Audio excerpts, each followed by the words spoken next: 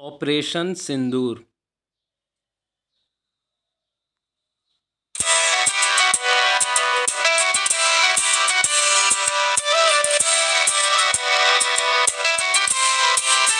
रंगों की धरती पर लिखी थी दास्तां, लहू से सजी थी हर एक पगडंडी यहाँ सिंदूर के खातिर जो चमक ली यहाँ देश की माटी को किया था सलाम यहाँ।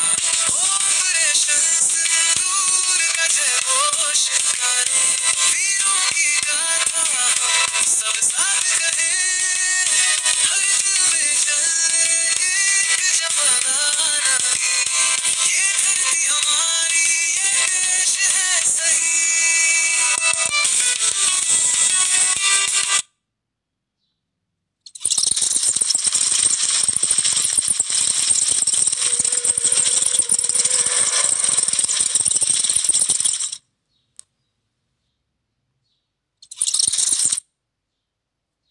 मित्रों, ऑपरेशन सिंदूर, इसमें 9 टोटल ठिकाने थे जिनको ऑपरेशन सिंदूर के अंतर्गत नष्ट किया गया था।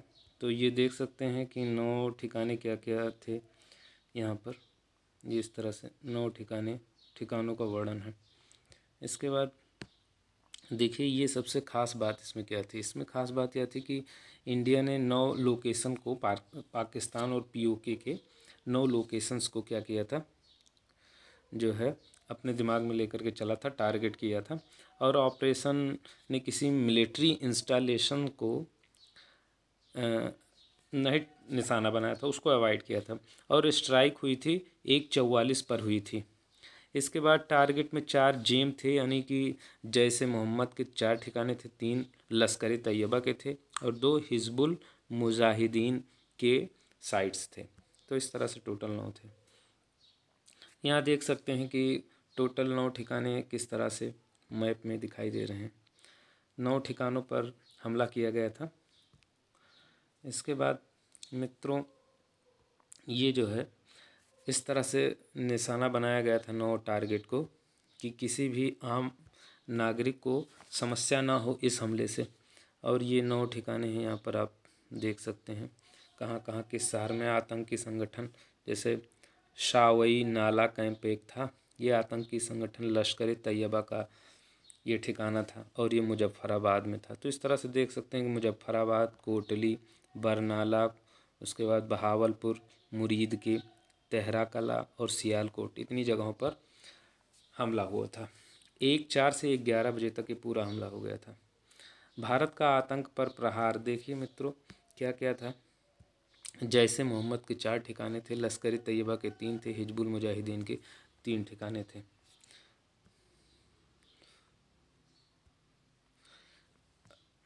अब मित्रों यहाँ पर देखते हैं, देखिए ये चीज़, ये प्रेस रिलीज़ है और प्रेस रिलीज में साफ साफ बताया गया था कि our actions have been focused, measured and non escalatory नेटिव, नो पाकिस्तानी मिलिट्री फैसिलिटीज़ है। तो इसमें ये था कि कोई भी हमारी भारतीय सेना थी, उसका ये उद्देश्य नहीं था कि किसी आम पाकिस्तानी नागरिक को कोई समस्या हो या उससे कोई किसी तरह का हार्म हो, उसका जीवन जाए, बल्कि इसका पूरा का पूरा फोकस था आतंकवादी ठिकाने को नष्ट करना। तो ये एक ट्वीट है जो कि रिलीज़ हुआ था। अब मित्रों देखिए, ये जो था मसूद अजहर, मौलाना अजहर मसूद, ये जैसे मोहम्मद का सरगना था। इसने 3 हमले किए थे, 2001 में, 2016 में, 2019 में। 2001 में पार्लियामेंट अटैक किया था इसने, और 2016 में पठानकोट किया था, 2019 में पुलवामा अटैक इसी ने किया था।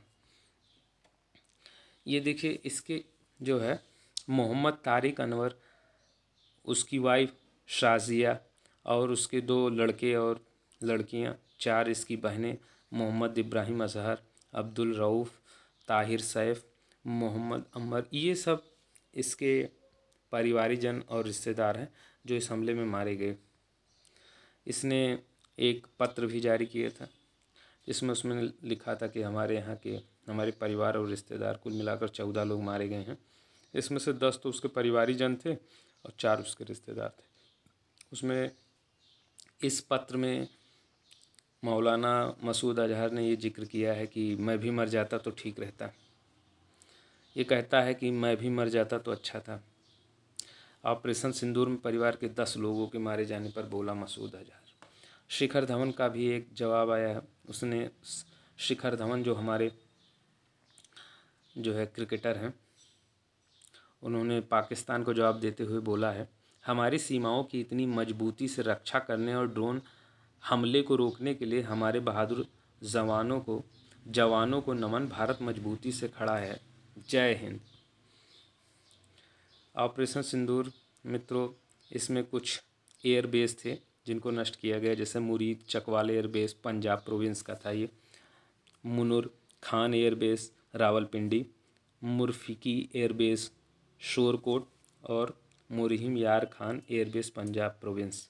तो इस तरह से ये कुल मिलाकर 4 प्रमुख एयरबेस थे जिसको ऑपरेशन सिंदूर के माध्यम से नष्ट कर दिया गया है। मित्रों, कर्नल सोफिया कुरैशी ने कन्फर्म किया है कि इंडियन आर्मी ने 4 मेजर एयरबेस को डिस्ट्रॉय कर दिया है। रिटेलिएशन में 4 मेजर एयरबेस को, पाकिस्तानी 4 मेजर एयरबेस को डिस्ट्रॉय कर दिया। इस बात को कर्नल सोफिया कुरैशी ने कन्फर्म कर दिया। अब देखिए, इंडिया ने जो काउंटर ऑफेंसिव लॉन्च किया था उसमें क्या क्या था, तो ये देखिए, इस्लामाबाद नूर खान एयरबेस रावलपिंडी में है, उसको नष्ट किया। ये बहुत ही प्रमुख एयरबेस था। PAF मुरीद एयरबेस चकवाल, ये शेखरपुरा में है। इसके बाद PAF रफ़ीकी एयरबेस शोरकोट। ठीक है मित्रों, इस तरह से 4 प्रमुख एयरबेस हैं जिनको नष्ट किया गया है। ये देखिए, जो PAF बेस नूर खान था, ये नूर खान एयरबेस, यहाँ पर न्यूक्लियर सेटअप लगा हुआ था, ये प्रमुख एयरबेस था, इसको नष्ट कर दिया गया है। भारत के ब्रह्मास्त्र यानी ब्रह्मोस की अगर बात करें तो ब्रह्मोस ने क्या किया, पाकिस्तान पर 15 ब्रह्मोस से अटैक हुआ, 11 एयरबेस तबाह किए इसने, ब्रह्मोस ने। भोलासी पर अवाक्स विमान उड़ाया, ये अवाक्स विमान था, ये पाकिस्तान के पास, उसको उड़ा दिया। 11 मिलिट्री अड्डे तबाह किए इस ब्रह्मोस ने। इसकी ताकत का अंदाज़ा आप इसी बात से लगा सकते हैं। इसके बाद मित्रों, ये जो पाकिस्तान है इसका टर्की से, यानी जिसको अब तुर्की कहते हैं, तुर्की से पुराना संबंध है, ये कोई आज की बात नहीं है।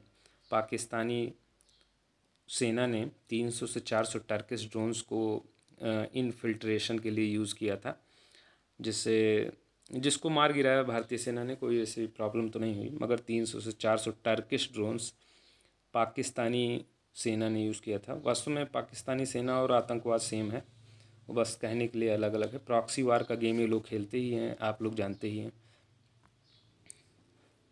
तो पहले डमी फाइटर प्लेन से उसको फंसा लिया गया था पाकिस्तान को, फिर हारोप ड्रोन से पाकिस्तान का रडार सिस्टम ध्वस्त कर दिया गया था। और जानते हैं, जब रडार सिस्टम ध्वस्त हो जाता है तो हमला करना आसान हो जाता है।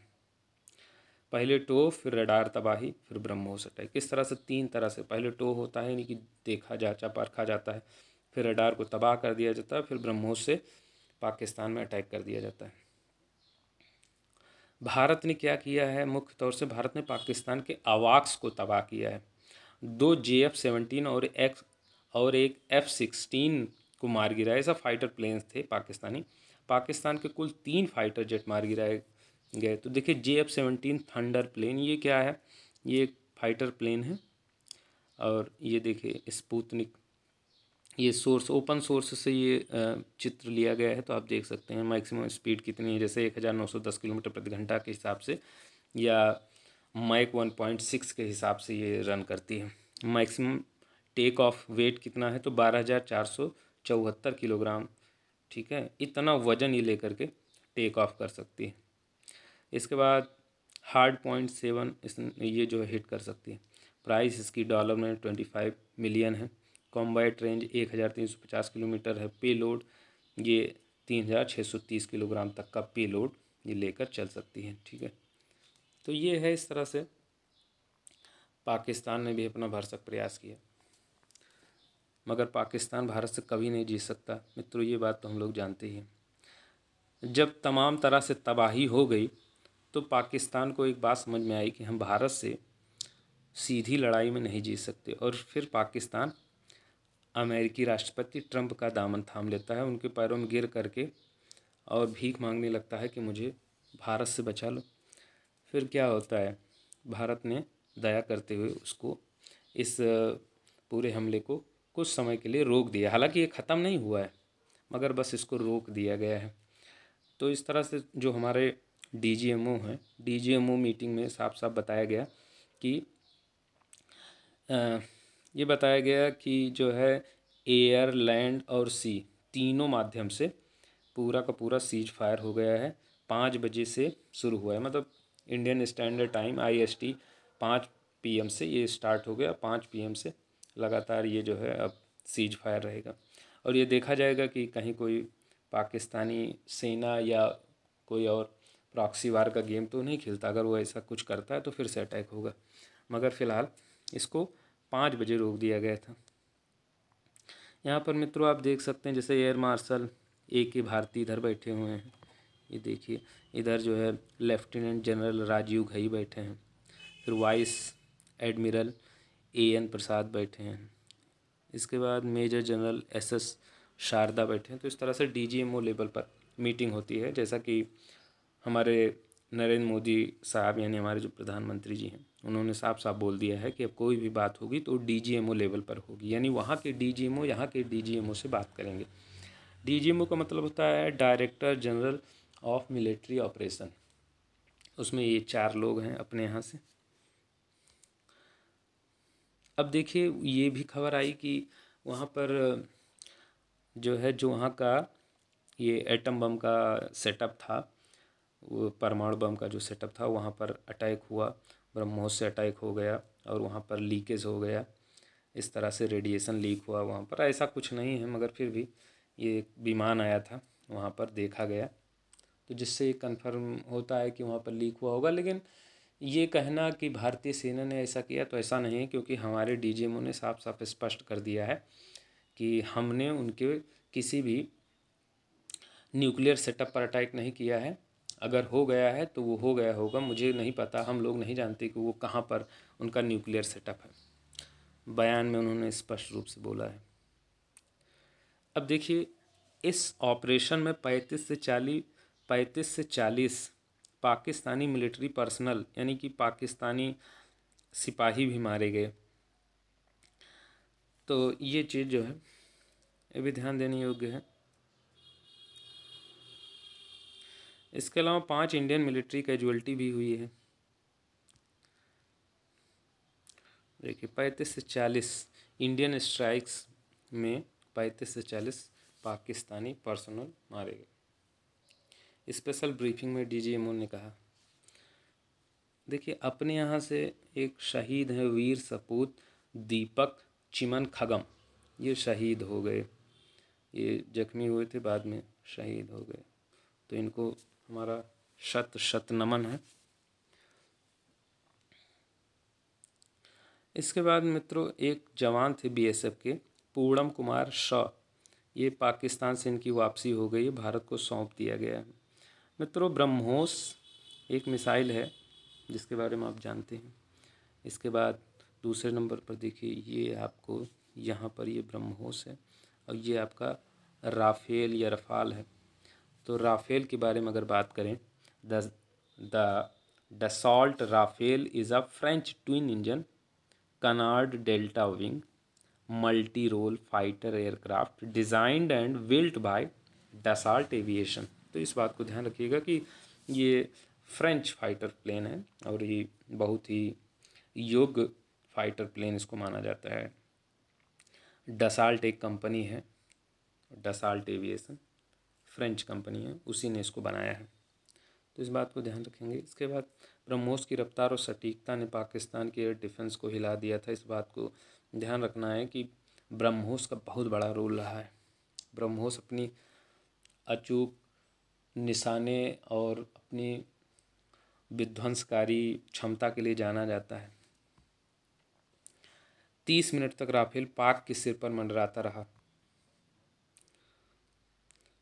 ऑपरेशन सिंदूर देश के लिए गर्व का पल है, ऐसा हमारे प्रधानमंत्री जी मोदी जी ने कहा है। और मोदी जी ने एक बात और स्पष्ट कर दी है कि अगर वहाँ से गोली चलेगी तो हमारे यहाँ से गोला चलेगा। भारतीय सेना के लिए हार्दिक पांड्या का क्या बयान है, देखते हैं।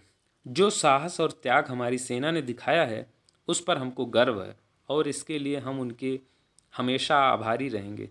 हमारी सुरक्षा करने और हमारे देश में हर किसी को सुरक्षित रखने के लिए आप लोगों को बहुत बहुत धन्यवाद।